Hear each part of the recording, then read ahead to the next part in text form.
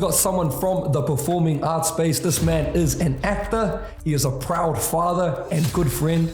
I introduced you, Theo Dāvid. I finally said yes. I remember I worked for a director once. I got CC'd into an email. Great to have Theo on board. Just a FYI, he does get a bit sensitive. Do I? He was also a talented rugby player. Talk about it. Go on. Theo is actually a Troy Bolton, I'm telling you. You slot me in any local rugby league club, gee, I'm starting. Talk to me about the journey itself from your first day on that show to now. I do look at some of my scenes sometimes and go, well, how are you not fired?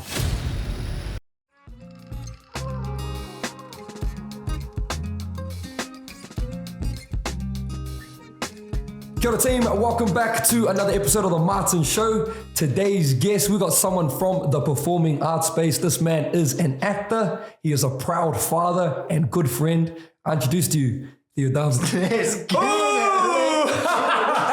Hey, after months and months of asking, I finally said yes.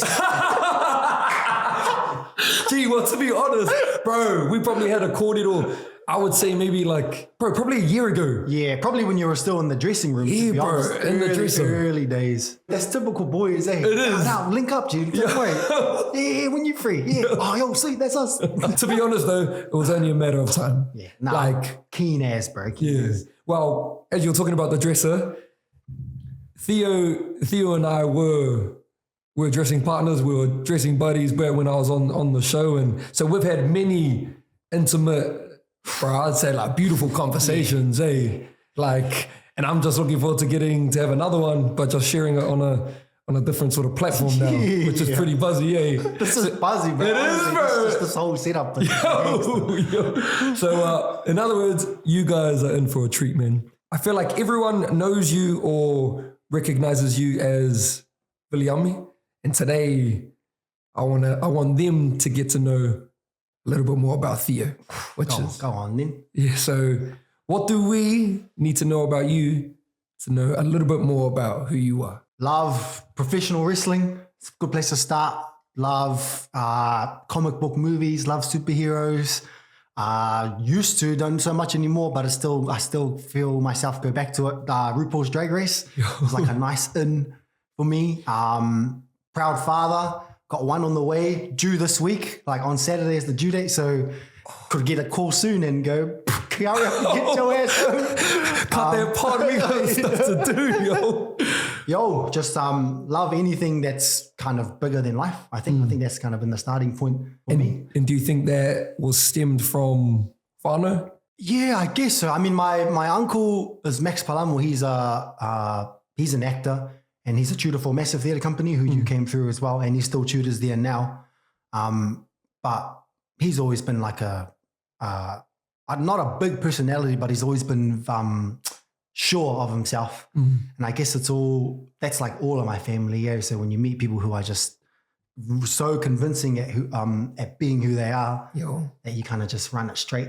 Yeah. Like you can't help but take that point of view in life and just dial it up even. Wow. Did you guys, you and your whānau, did you guys come from much? Do you got a big whānau? My immediate family, like I have 4 siblings, but I would say yes, we have a big whānau because I grew up with my cousins. Like at one point, maybe 6 or 7 of us grandchildren all lived under the same roofs as our parents, who all lived under the same roof as our grandparents. So which is pretty common in Samoan families. They're the whole multi-generational living. You could have 20 people living in a 3-bedroom house at one point. So even though I guess I say I have like 4 siblings, but I would say I have like maybe 12 or 13 plus. Wow. Do you feel like your whānau have always been supportive in you sort of chasing your dreams? Oh, I do remember there was a point maybe when I was first getting into it that they were like, is there any money in that? Like, are you just doing this for fun? Or wow. But I think it wasn't until I landed my first like theater show, maybe straight out of high school, that they were like, okay, this might be something that he's obviously pretty good at it. So we'll just let it play out and see what he does.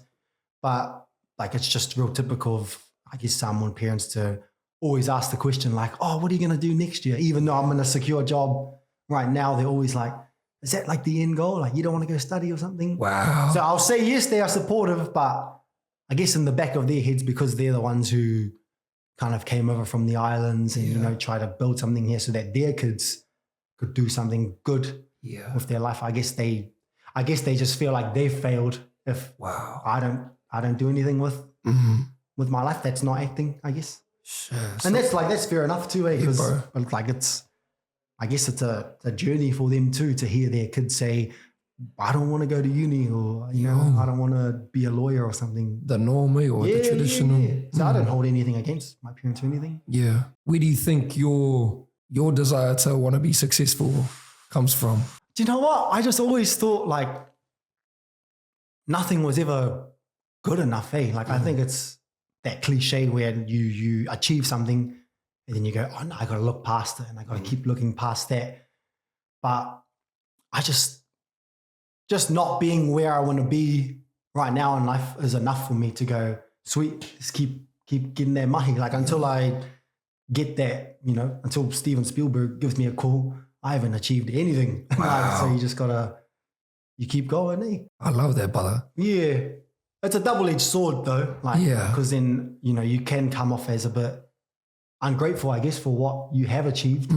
But it's weird, eh? It's like you can feel a type of way inside, but then like inside I go, nah, and life is not good enough yet. But at the same time, like outside of me, I go, nah, like I got a paying job, I'm paying bills, I'm privileged enough to have a son, and I got another one on the way. So look what I do have as well.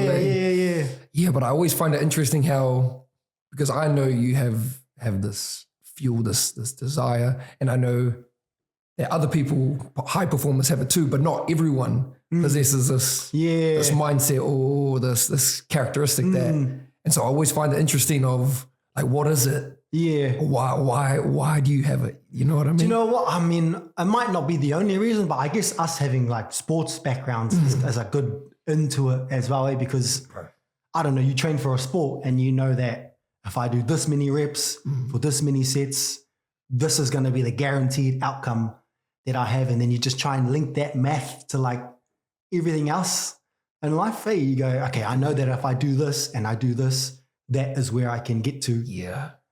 Which is kind of ironic because like we both being in the arts too, that's like the opposite to that. Eh? You don't do the audition and then you don't get the part and then you don't go to Hollywood. Sometimes it's you do 5 auditions and go back to the cafe that you worked at.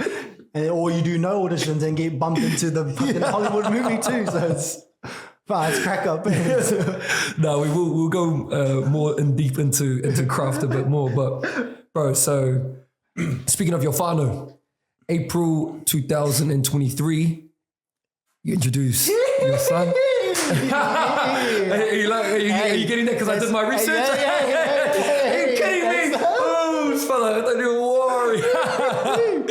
And you introduce your son, and I know I've had many conversations about this and how this was such a life-changing moment for you.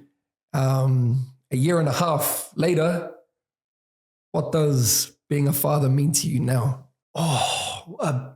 To be honest, it doesn't mean much different to the day that I first had the cheeky little bugger, eh? Like now there's no, I mean, I speak from my own experiences, but now there is nothing that can happen to me that will make me want to give up on life now. Like I'm tethered to the world now. Like I could, you know, I might have like a thought to go, this is too hard, I need to end it. Not while this bugger's still running around, eh? So he's kind of he's my anchor.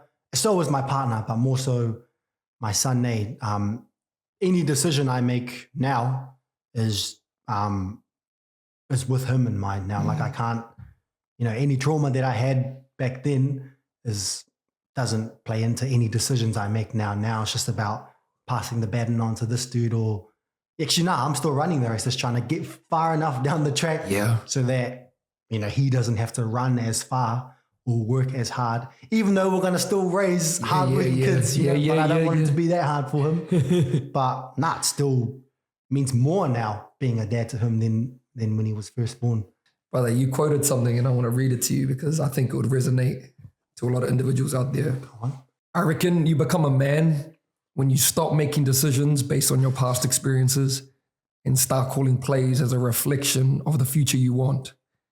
At least that's what it feels like. And for me, that manifested itself as my son. I've lived 2 lives, and my second one started on the day you were born. Yeah. So you wrote that for... It was for his Jude's- birthday, yeah, eh? his first birthday. Yeah. What are the sort of the feelings, emotions when you hear that back? I love that quote. I don't know where I heard it first, but just, you have 2 lives and the second one starts when you find out why. Yeah. And yeah, like I said, not everyone is, for whatever reason, has the privilege of having kids. But for me, there was something about having my son that made me go, there was a me before him and there's a me after him. And this is the line in my life where I can go, even today, when my partner goes, oh, when did we go to that burger place? I always think back, I go, oh, was it before or after my son was born? Wow. And that's like my barometer of life. Like I go, did it happen before? Did it happen after? Yeah. Does anything measure up to that now?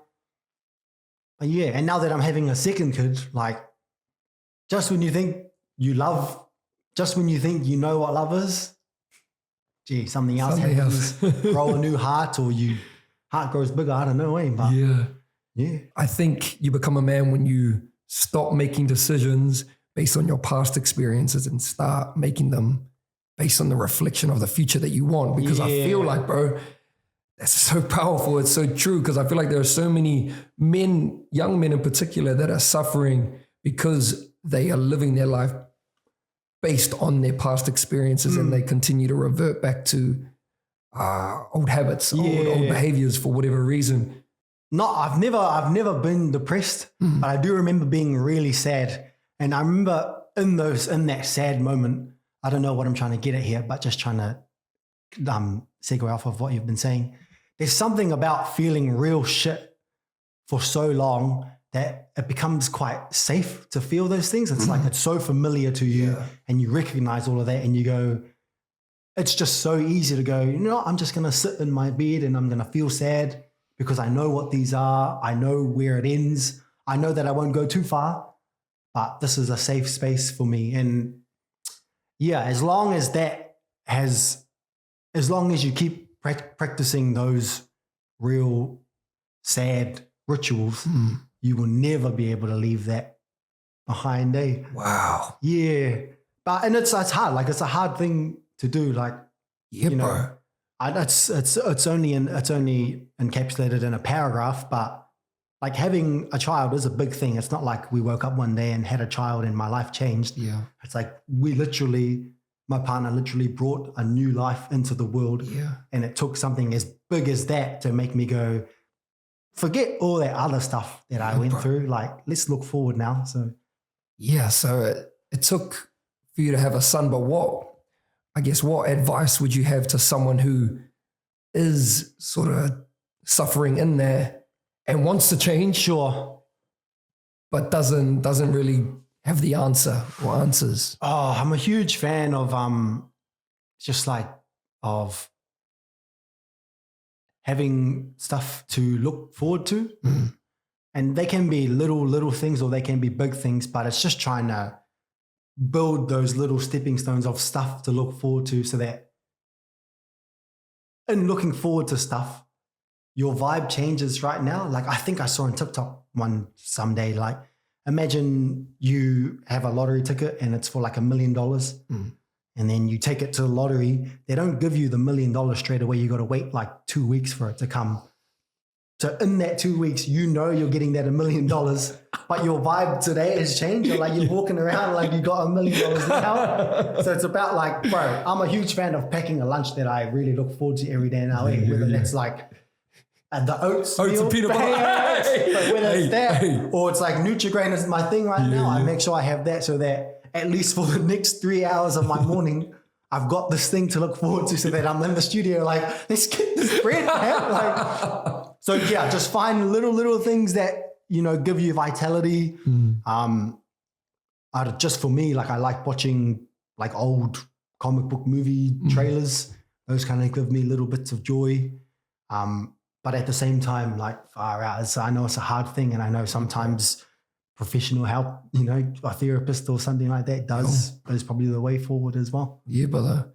Well, going off on that young men kōrero, what do you think that young men in general, what do you think we need to work on? I know the big narrative is that we need to talk more, but I feel like we talk a lot of shit. Yo. So it's like,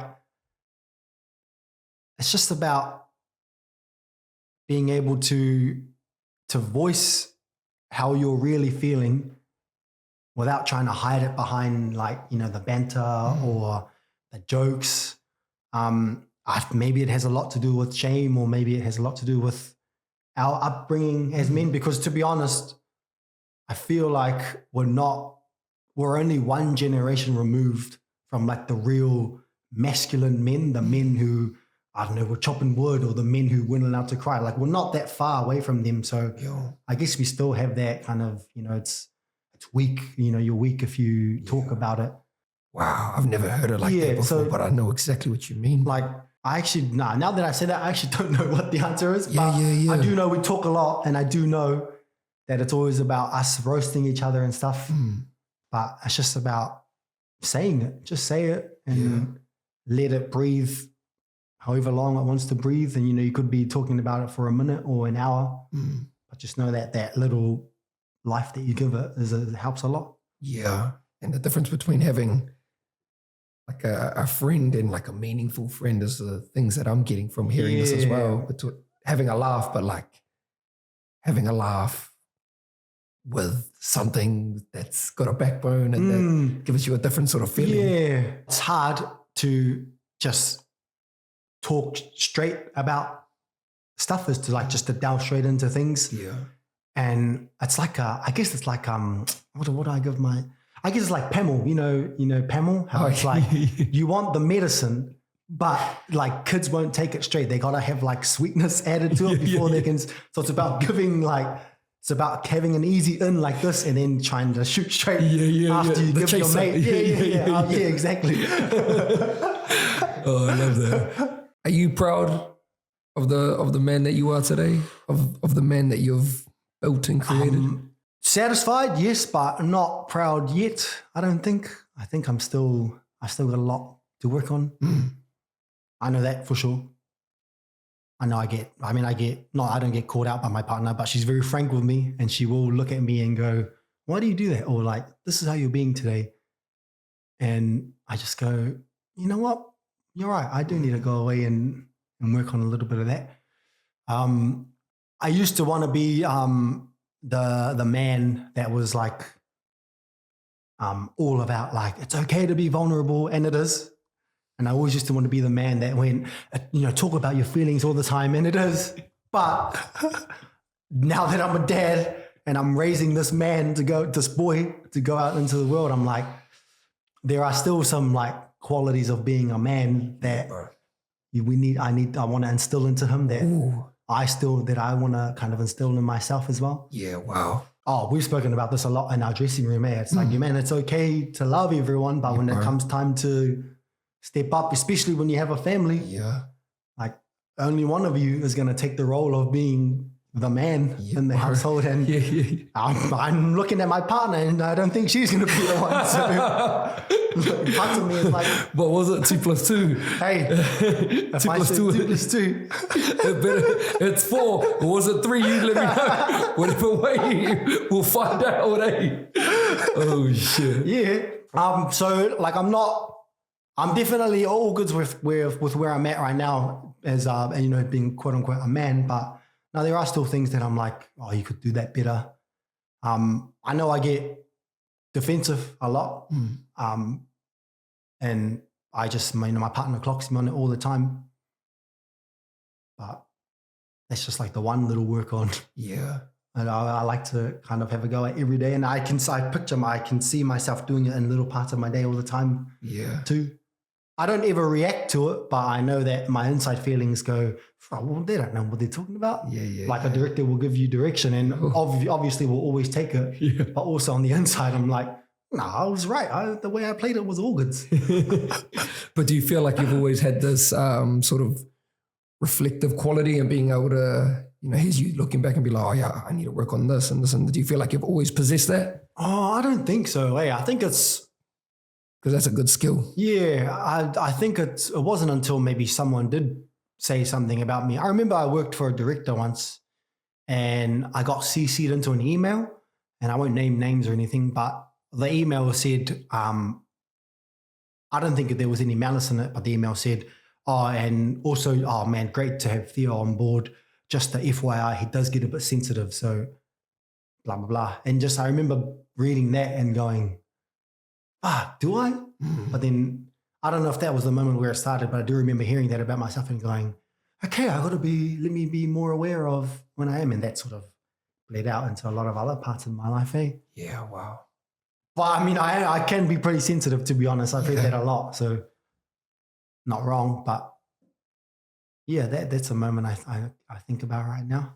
And being sensitive is also, as we're talking about, is a great skill to have as well. Yeah. Bro, I feel like the older I'm getting, I don't know if you feel the same, the older I'm getting, the more sensitive and the more vulnerable and, and openness to it. And like maybe when I was late teens, I used to a bit more, if I was feeling vulnerable, I wouldn't want to possess it or show anyone else that I was feeling these things. Bro, Jakey will be able to testament as well. As I'm getting older, I'm way more...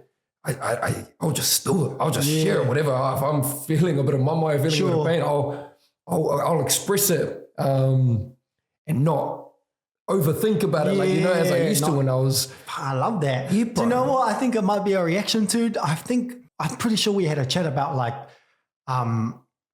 backing your opinion and not, we kind of said that, if we believe in something or if we support a certain side, we're going to support it and not try and apologize for it and not lean the other way. Yeah. And I think there is a sensitivity in that day. It's like, if we know for sure where we stand and something happens that opposes that, or someone says something that opposes that, then of course we're going to have a react. Of course we're going to go, nah, don't say that about the thing that I feel so strongly about.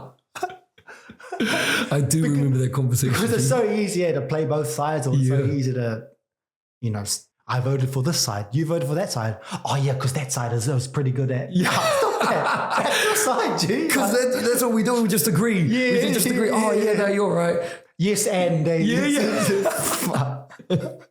actually have a little bit of money and say what you really feel. Well, bro, speaking of craft, and I want people to know, like, Theo loves our craft. Theo loves his craft. Hey, that makes two of us. That makes two of us. He always inspires me with his mahi.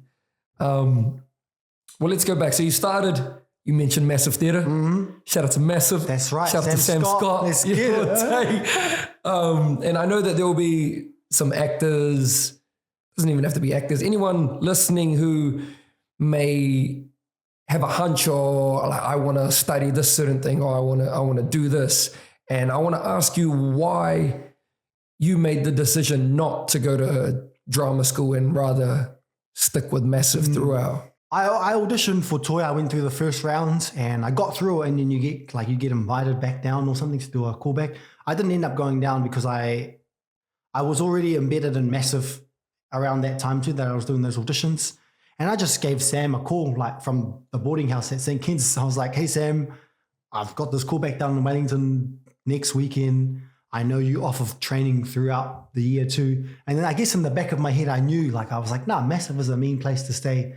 But I just wanted to see what she said. And I loved what she had to say, because she was not biased towards Massive. She knew a lot about Toi Whakaari, and she kind of just laid it out. She was like, if you go down there, this is what you can expect. Wow. Blah, blah, blah. But if you stay with me, just know that it's still going to be hard. Like, just because this is not a class you signed up to, Theo, I still expect you to turn up. And I just remember coming off that phone call going, nah, this lady believes in me. She believes in every one of us that turns up to the class. She's going to hold us accountable. And I already knew she was like the best practitioner I'd ever come across anyway. So that made it easy. But I did love how Massive, it wasn't an institution. It wasn't, it wasn't like a class where you got a schedule and stuff. You just rocked up every second Saturday. You, played Foursquare to start all the classes off there. You got the heart pumping. Bro, it was like you were training if I remember correctly, like, bro, I was more tired doing those massive workshops than like rugby training or something. Eh? So I guess the athlete in me was like, no, I need to clock this class. I need to get my lungs fit with it. Yo. But I love the way they work too. And like that they love working with your own stories as the stimulus for a bigger story. They make shows out of it. But at the same time, they never forgot that like what we're doing is pretend. Like we need to love to pretend to do all of this stuff. Yeah. So yeah, by the end of it was a pretty easy decision to make to go to Massive. To still go to Massive today too. Yeah, exactly. You mentioned rugby. Theo was also a talented rugby player. Talk about it. Go on. To be honest, like there's not too many New Zealand Troy Boltons out there. Like Theo was actually a Troy Bolton, I'm telling you. So he was playing St. Kit's First 15, as well as being a part of the school plays and productions. What made you choose acting, the arts over footy? I just remember at the time, you know, the rush you get like before game day. So you put on your boots, you put on your favorite undies maybe, and like we used to get piped out because our school had a Scottish heritage and they used to bagpipe the First 15 out. And I remember like the rush I would get from that and just being locked in. So, you know, being on the sideline, stepping onto the field. And I never, something about that just kind of dwindled away from me a little bit.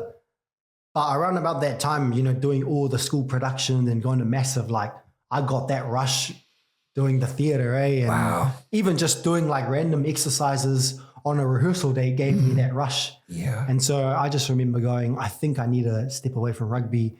Also because like the First 15 programs back then were semi-professional, like being televised, interviews for the Herald during the week. And if you weren't 100% in on that, then in my opinion, you didn't cut it out to be a part of it at all. So it was a bit of like a dip in my excitement about rugby, but kind of, you know, a peak in my excitement of doing theatre and stuff. Yeah, bro. I mean, don't get me wrong, I still watch rugby and I still watch league today.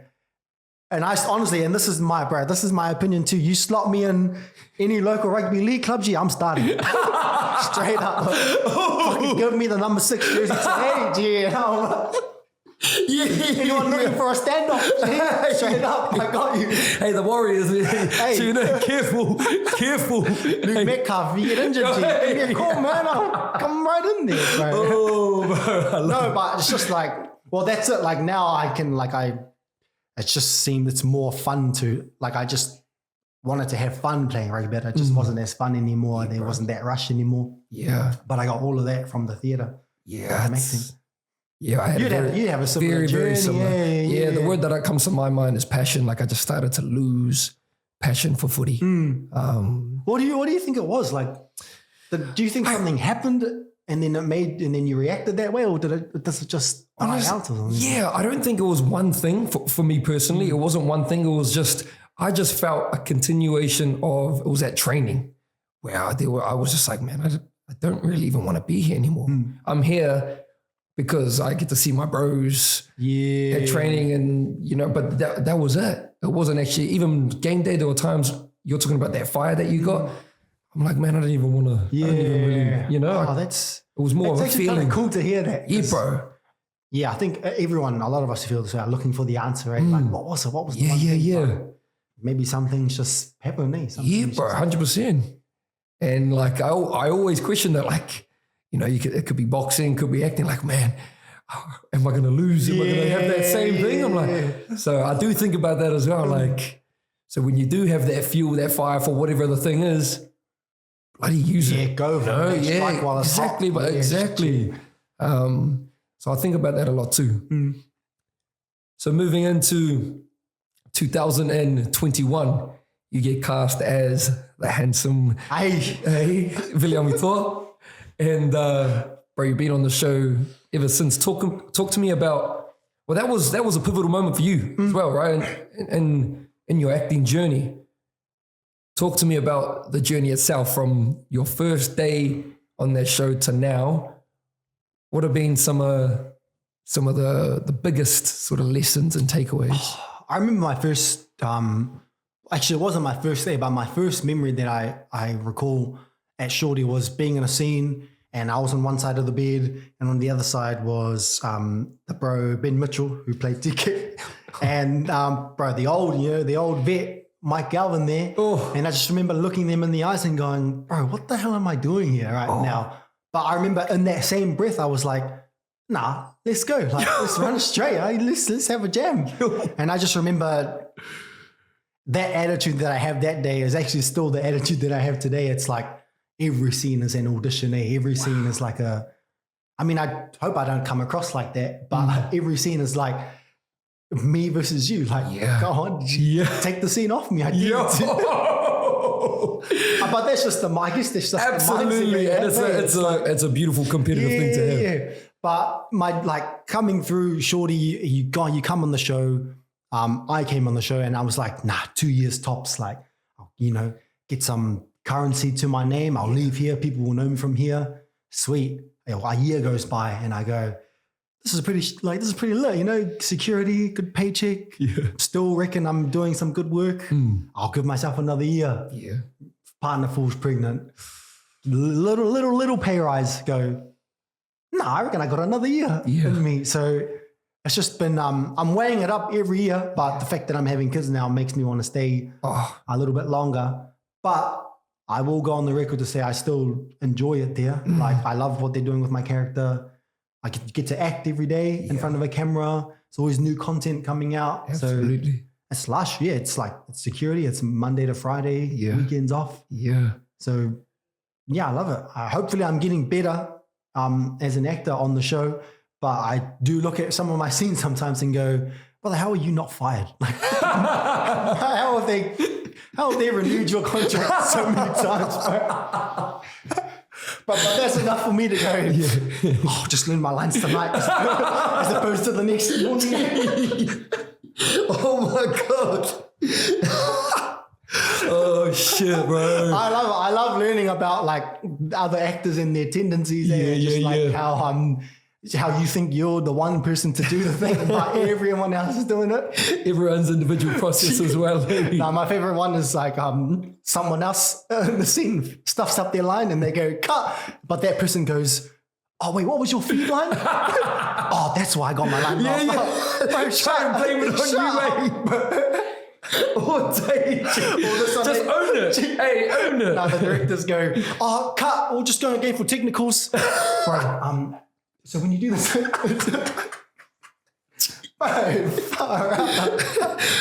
I still enjoy my time there. Like, I think we've still got a good group of people there. I'll be honest though, like there was a time when you left and when the bro Carlos left, I felt like I was like, the people I really care about here are leaving. So this might be a good time for me to dip. Yeah, wow. But I mean, like I said, I had a son, Bella, who I love so much. She's still on the show. She's like a good.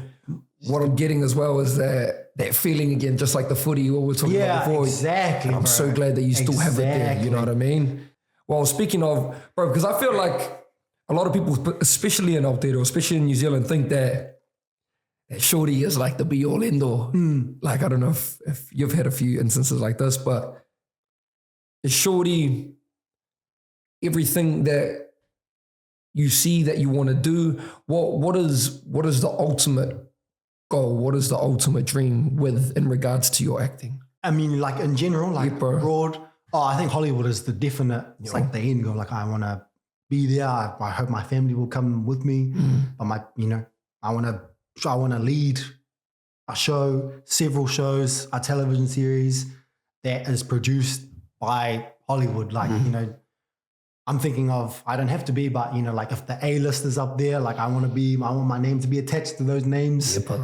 I used to like be obsessed with like winning awards, like maybe an Oscar or an Emmy or something. But man, right now I just want to be able to have fun doing my job and getting paid a lot to do it and adding more currency to my name. But I just want to do that. I still want to be able to do theater though. Like I think, I love not that I'm comparing myself to Denzel, but I love what he's done with his career. Like he can direct a thing and then he stars in a movie and then he goes and does a play on Broadway. So that's like the ultimate goal. Well, Can I ask you something? Do you see yourself getting back into acting, or do you see yourself? Absolutely, bro. The biggest thing I've realized this year is, and I've mentioned it, I think before on the pod, but it's like you can do anything you want to do. Like you can go to Hollywood. Yeah. You know, like you believe it. Yeah. I believe that you believe it. Yeah. I believe that you can do it. You can do anything. You can go to the moon. Take your certain amount of time, but you can do it. You know, you can do anything you put your mind to. But one of the things I learned this year in particular, probably a little bit last year as well, is you can't do everything. Sure. You know what I mean? So you can't go to the moon, be on Hollywood and have 2 kids and you know what I mean? You can't do it all. Something has to give way. It does, bro. It does. And so last year, the year before, I was able to act on Shorty and I wasn't able to box. This year, it's been like the opposite. I've had to put so much more effort, time, energy into my boxing. And the cost to that was not being able to act, not being able to audition. I haven't been auditioning much this year, but I said it. You know, that's the price. It's the price that I've had to pay. And I was just willing to live with that price. And looking back, bro, like it's actually kind of buzzy having this call with you now, but like I'm so like even proud of myself for doing it. Because I know like later on in life, bro, I'll be 40 thinking, man, I wish I did this. Oh, for sure. Whereas like now I do remember. I remember being in the dressing room with you sometimes, and just the amount of convos we had about like, Shorty not letting you, giving you time off to fight, and even sparring. Like, something might happen to your nose or something. And I do remember how down that would get you. You would never let it ruin your day, but the energy level does shift. It does. And I think a lot of us were proud of you for making that move too. Like, bro, it wasn't easy. It wasn't easy, but I just knew it had to be done now, Yeah. Not getting any younger. Yeah, for sure, bro, for sure. But no, to answer your question, Zaki will be back. That's right. I want to see that face on screen again, bro. Don't worry. Well, brother, last question around Shorty, and I want to talk to you about the future of the show. What are your thoughts on its future in regards to the way that television is moving, the way I think Shorty is going to 3 days, correct me if I'm wrong, 3 days next year. Are you worried at all? Anything like that? What are your thoughts? Oh, and this is all just my opinion, by the way, so don't want to get in trouble from anyone for speaking on behalf of them. I think it's the right move for like right now where we are, where the media is at right now. I think it's hard to produce a show, a meaningful one that's on 5 nights a week. And I think the key word I want to put in there is meaningful, because for a long time you could miss episodes of Shortland Street and still be caught up. Like if you missed Wednesday and Thursday, you could watch Friday, but actually not have missed anything. Yeah. So the show is missable, like you can miss it. Whereas now that you have 3 nights a week, and I think that's still only an hour of television, which is what a lot of TV shows are right now anyway. I feel like the show becomes more meaningful and it becomes unmissable, because if you miss an episode, you are missing out on a chunk of story. Yeah. So I think that's the right move right now. I think there's a lot of competition out there too. Like streaming in general is just, it's always been a competition for Shortland Street A. Yeah. I think the way the show, I think the fact that it's like a soap opera is like maybe a little bit predictable now for the audiences. You just look at, there's a new show on Netflix right now. It's a medical drama, but like it doesn't really focus on the medical stuff. You know, when you go on Netflix and you open it and it has like 3 things about the show that makes it watchable. Like one of it was like, it was drama. The other one was like, it was thrilling. And then the third one was that it had a notable soundtrack. And I remember watching the first episode, bro. And I don't remember what happened, but the one thing I remember was like Jay-Z playing at the start and like the dude's riding his bike into work and you hear them, like you hear the music that they have on it. Yeah, see. And so I think the storytelling will change and how they try and tell the story. But I hope it works because I think Shorty is a pretty important part of New Zealand culture. Absolutely. I mean, it sounds cliche, but it is a training ground for a lot of us, a lot of the dudes behind the camera. Yeah, bro. I find this whole new wave of media just like it's so like question mark, like who knows where it's going, you know? I mean, I would argue even like not even just the form is not even TV shows are going against TV shows anymore. Now you got like podcasts and stuff coming out social space that are the same duration as a TV show. And like, I think people's times is competitive now. That's it's like, what do I want to spend my 30 minutes on after I've put my son down and I've got to go sleep at 9? Like, do I want to watch that or do I want to listen to that? Yeah. Do I want to go on TikTok and just scroll for 30 minutes? So I feel like time, like we have time, but it's like, where are you going to put your attention? I think about the word attention now. It's like, you know? I'm kind of at the age now, and you might be too, where it's like, I want to get a return on the time that I spend on shit now. Absolutely. Like, I don't want to just go on TikTok and... No task is just another task now. Like, it's like, what am I getting? Yeah. Exactly, bro. But I do want to ask you something that's very important in the arts is this idea of inspiration.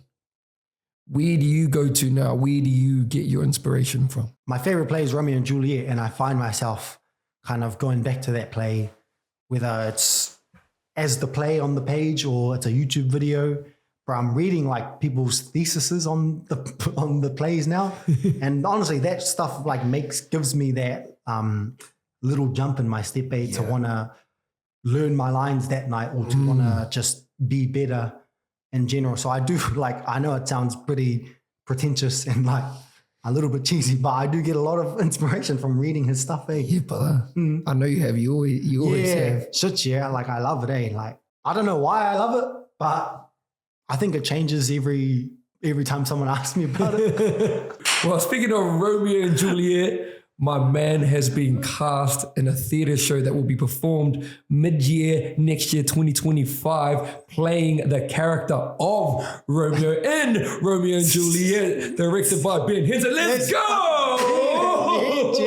Bro, that's crazy. I'm really like proud. This is probably the one proud moment like I've had in a while, apart from like my son and stuff. Like this is the one I go, that's a feather in the cap that I want to. He loves Shakespeare. He just said it. This is confirmation. Bro, and you know what?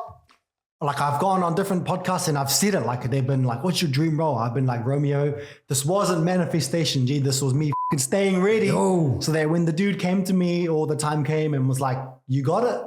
I could go, yeah, G, I got it. Like, let me run. Yeah. So yeah, I'm real excited about that. Like I said, I just love his works, man. I love being able to say his words. I love being able to do Shakespeare in this country because I feel like a lot of people, it's definitely a form of theatre that people say we could do without, and there might be a little bit of truth to that, but hey, when you put on a Shakespeare, you make sure you put it on. Proud of you, straight up. It's an honor. We're talking about work-ons for men, young men in general. That idea of, you know, we can talk, we need to talk about our feelings and this and that, but actually like the meaningful chats and this and that. What do you think you need to work on? Well, the first one that comes to my mind is I still, like I mentioned it before, but I do get a bit defensive sometimes. And I don't know, I do it, but do you know how they say like your partner, like a lot of couples will go, my partner knows me better than I do. What that looks like to me is my partner saying to me for the first time ever, you get defensive about stuff, eh? And me going, no, I don't. Because she knows that about me that I don't even know about myself, G. Wow. And I remember the moment that it happened, we were in the KFC drive-thru, eh? And she was like, you don't always have to get so defensive. And I just went, maybe I do get a little bit. So that's a big work on for me because then it happens a lot. Like she'll just say to me like, man, you never listen, eh? Or just because I don't. And I'll just go, I am listening, but I know it comes across as me trying to being insecure or whatever, or just trying to stand on the ground just for the sake of standing on it. Yeah. So there's a lot of that. Far out, I think another cliche one, but I think communication is still a big thing for me. Like it's the classic man thing of however big or small it gets, like I'd rather deal with it myself before I try and drag anyone else into it. Very relatable. Yeah. Very relatable. Respond, don't react. Hey. And it's okay to say, I don't know. Like if someone asks you something or if someone is talking about something and they go, have you seen it? Don't try and go, oh, yo, bro, just go, bro, I don't know. Yo, I do that all the time as well. Yeah, no, that's nice. They don't even know what restaurant he's talking about. But hey, well, good. Oh, yeah, G. Yeah, Denzel Washington movie, Fences or whatever. That's just say, I don't know, bro. It's awkward. Romeo, Juliet, Romeo. What are some of the things that you struggle with now? There's a lot, but now that you're asking me, I'm just going, what is it?